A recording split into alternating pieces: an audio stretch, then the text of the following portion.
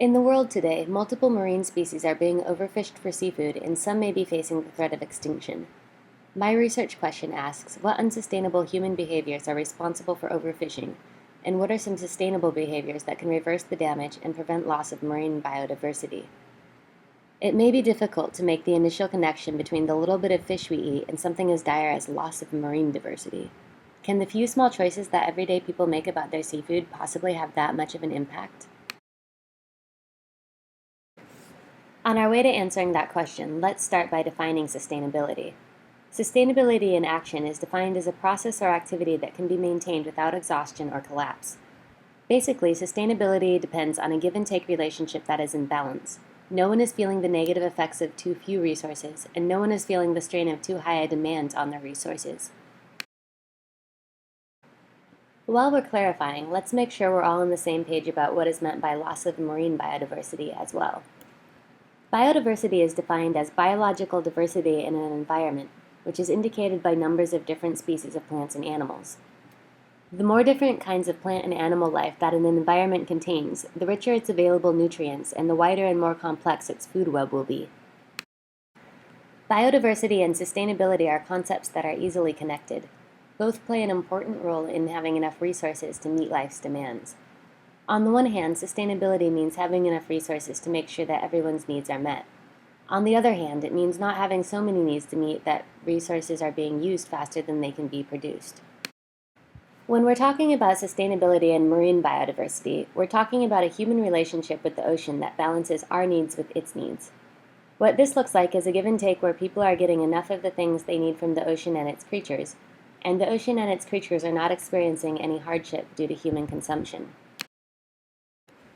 While we're talking about a loss of marine diversity, let's not forget that the ocean is large.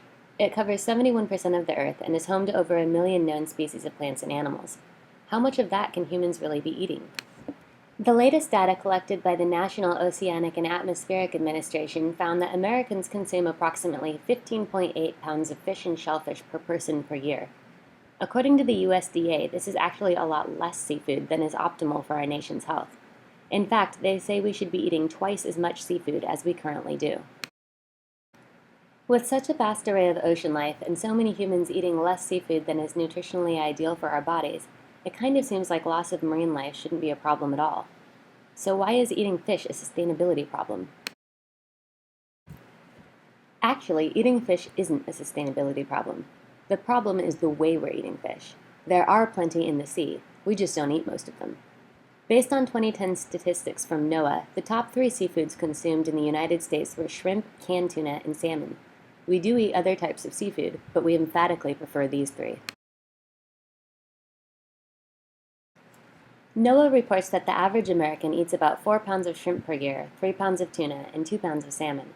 These 3 types of fish account for 9 of the 16 total pounds of seafood that the average American consumes annually, making up more than half their total seafood diet. This means that all year long, most people are eating the same 3 fish over and over again. Unfortunately, this unwavering devotion to the traditional catch of the day carries impacts beyond the pervasive monotony in the American diet. Our everyday food choices can affect entire marine species because none of us is ever acting alone. At over 300 million and going strong, there are an awfully lot of Americans eating the same things at the same time, all of the time. In addition, many of our norms and preferences have come to us directly from our parents, a lot of these having been previously passed on to them by their parents. This means that not only are the impacts of our actions strong in numbers, some of them are relentless in their consistency over time.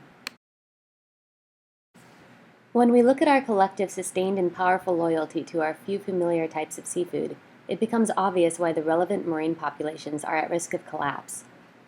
Our habit of consistently singling out the same types of fish for food, generation after generation, is leading to reductions in the abundance of these fish. There is considerable evidence that the populations of many of the highly valued species have declined substantially, while the populations of species with lower or no economic value have changed less or have even increased. Our favorite ocean creatures are finding themselves diminishing in number and unable to compensate quickly enough to meet the current demand. The extinction of even one of our top 3 species would impact the rest of the ocean ecosystem. Most aquatic species are tied together through their shared habitats in the food web, and each of them plays an important role in maintaining equilibrium. This equilibrium extends to the rest of the planet and human life as well. The human food chain will be impacted by losses of marine life.